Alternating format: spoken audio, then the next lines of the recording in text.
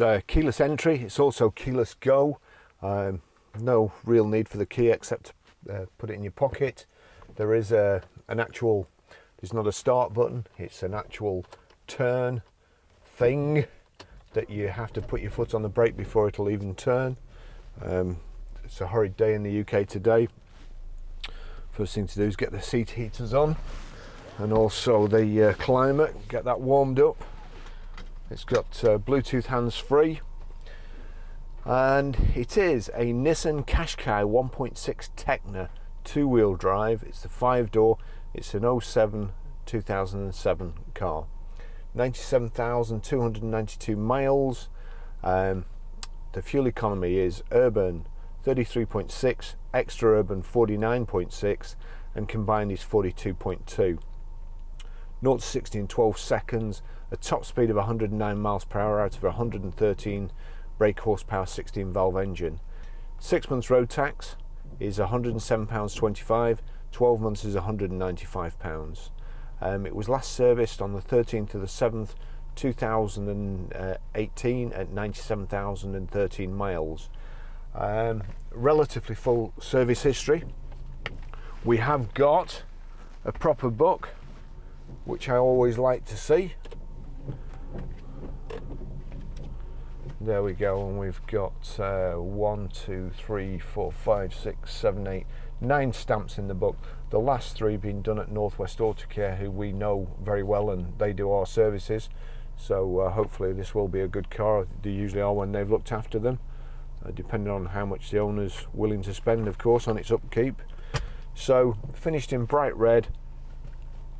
I'm assuming this is leather upholstery, and we've got the pan roof, which anybody who watches my videos know I really like. I just think it transforms the car. The interior, as the roof comes over, the car becomes darker and darker and more claustrophobic, I suppose, and as you put the roof back, the whole thing just appears more roomy and brighter. A lot better for the rear passengers if you've got kids. You've got something to look at as opposed to fighting. Just take you for a ride in it. So it's got folding rear seats. We have got a tow bar on the back. Doesn't look like it's been well used. Also, we've got reversing sensors, multifunction steering wheel. I'll just check its height and reach adjustable. I'm sure it is. I'll wait till we stop.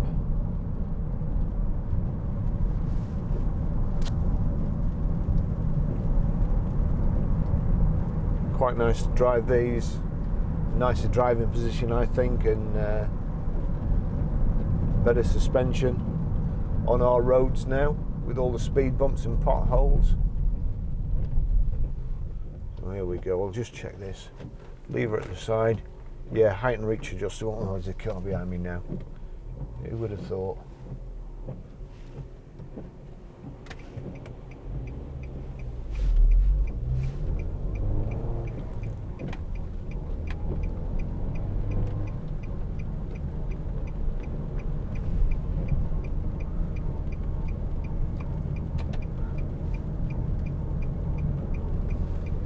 It's a price range car. Make a good second vehicle for somebody, for a family.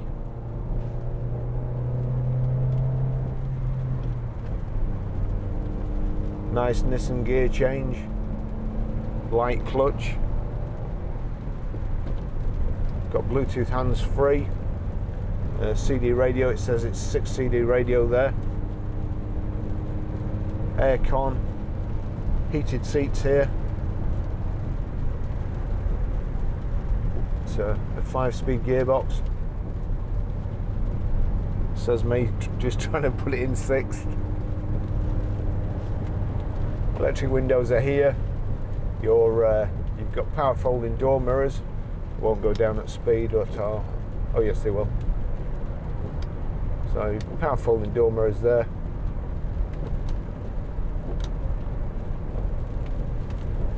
And I have tried both of them. They both work.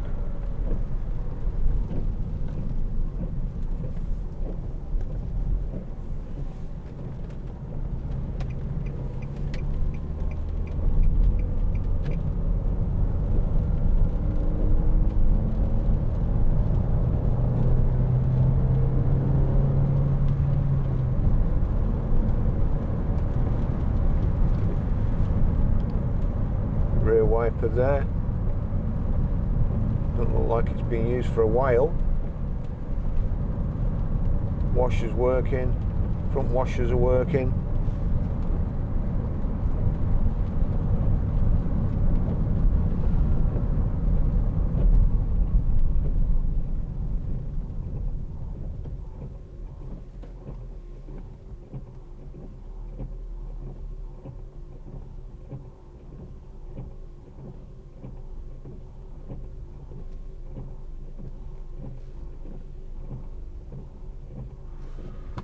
Try electric windows. Yeah, that one works. That one works. That works. That works too.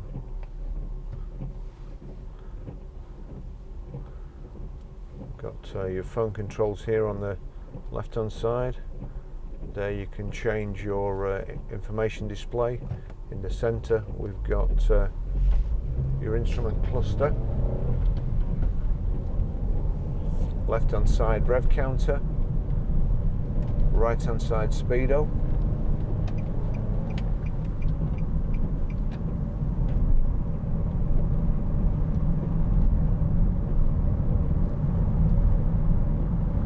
Cruise control on the right hand side there. There's the on and off switch.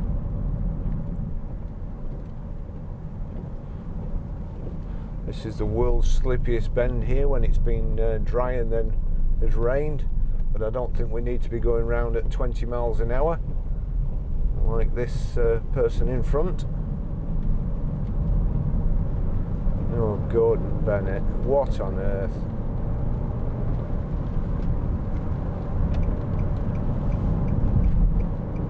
Yep, it's coming over this way now. Oh, and coming down this slip road. Accident waiting to happen.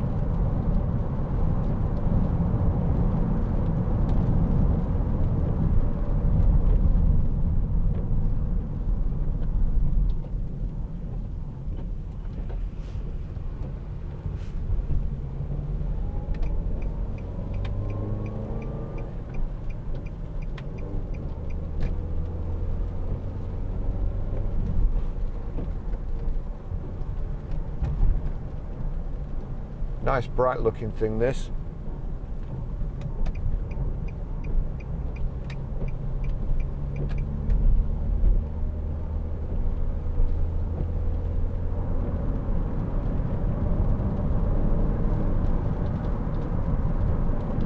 Plenty of room in the back. Back seats fold down as well.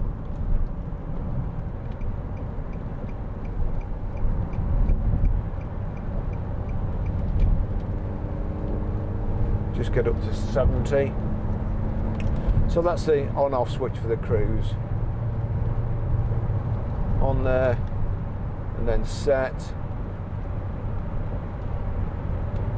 Sorry, that must be set here, down set. And then we'll just speed it up a little bit. So 70 miles an hour there, 3.5 revs, 3,500 revs. To be honest, it could do with the 6th gear, but as I say, the car's 3995, so you can't have everything. And probably the amount of time this would spend on the motorway, if it was a second car, the 6th gear would be redundant really.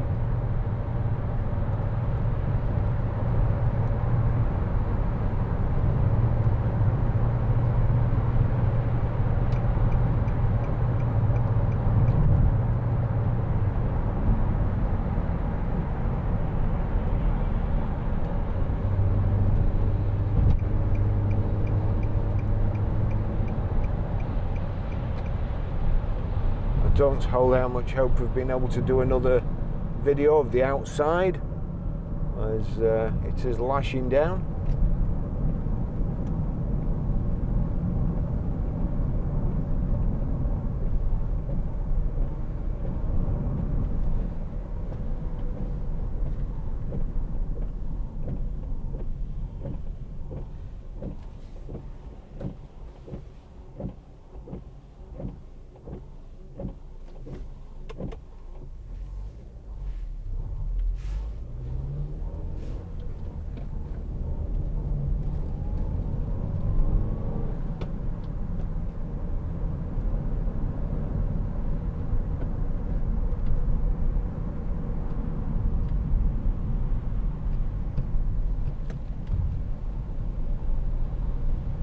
Heater's doing a great job there. We'll just turn that down a bit.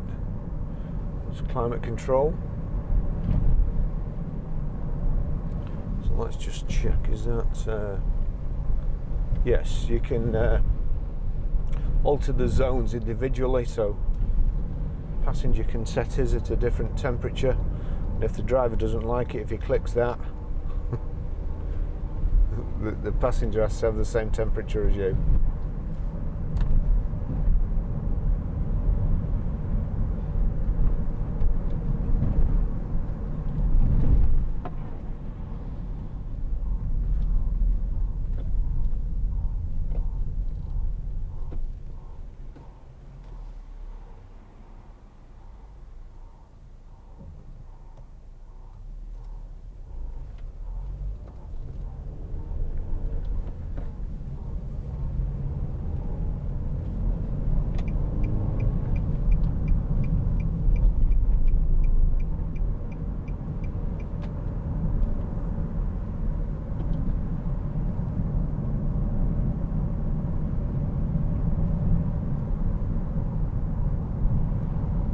So in the circle in the centre there, the illuminated one, you've got your mileometer, coolant temperature on the right hand side, and fuel gauge on the left.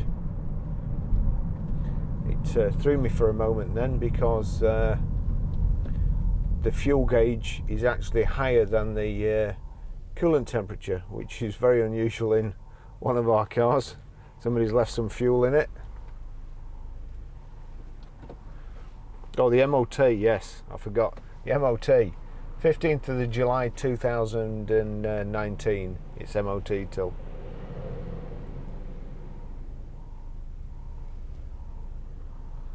And down there, just at the side of your accelerator, on the dashboard at the bottom, there's the bonnet release, and also the fuel flap release. And again, they're right next to each other. If I was designing that, I'd have the two either side, so you can't pull the bonnet by mistake, or you know, you don't want to be coming out of a fuel station with the bonnet flipped up.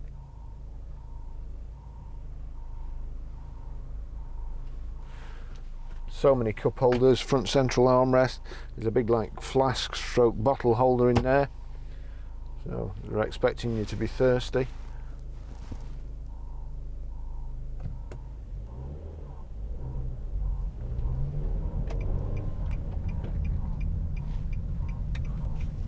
The old chap's not out with his sandwich board today.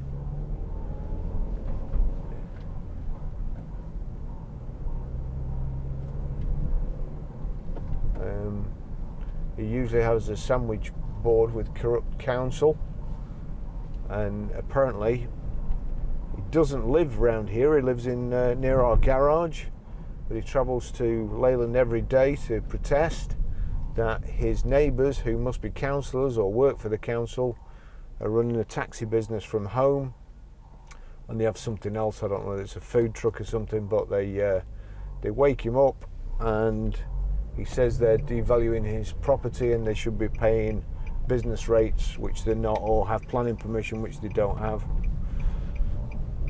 So he spends every day coming here and protesting.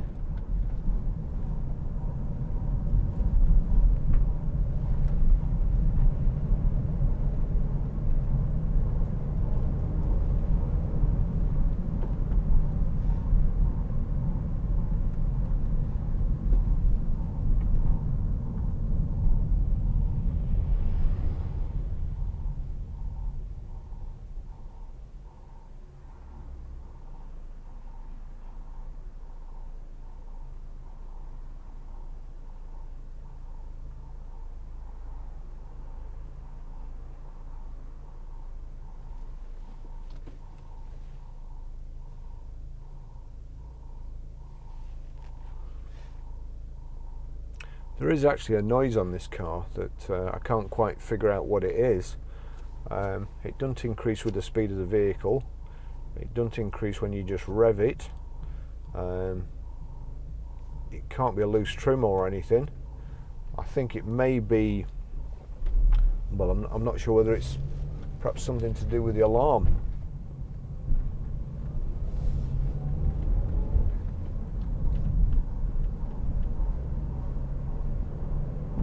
But it makes a noise like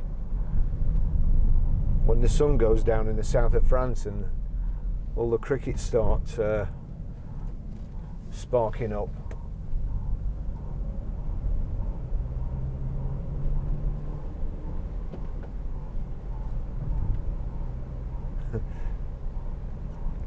When I first started at an Opel garage, we sold a car to a customer, and he came in back a few weeks later and he says, car's making a noise. And we said, well, what's the noise like? And he says, it was I think it was Polish. He said it's a tring tring. So for years later, until he died, he was known as Mr. Tring Tring. So you have to be careful how you describe noises to garages.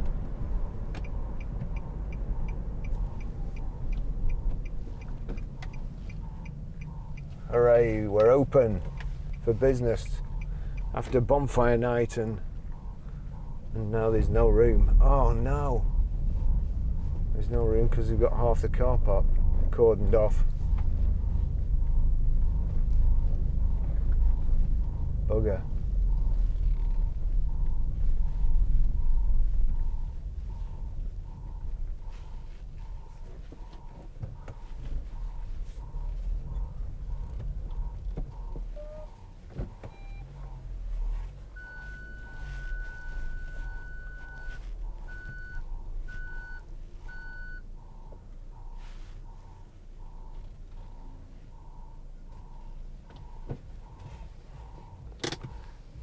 Great. That's just what I needed.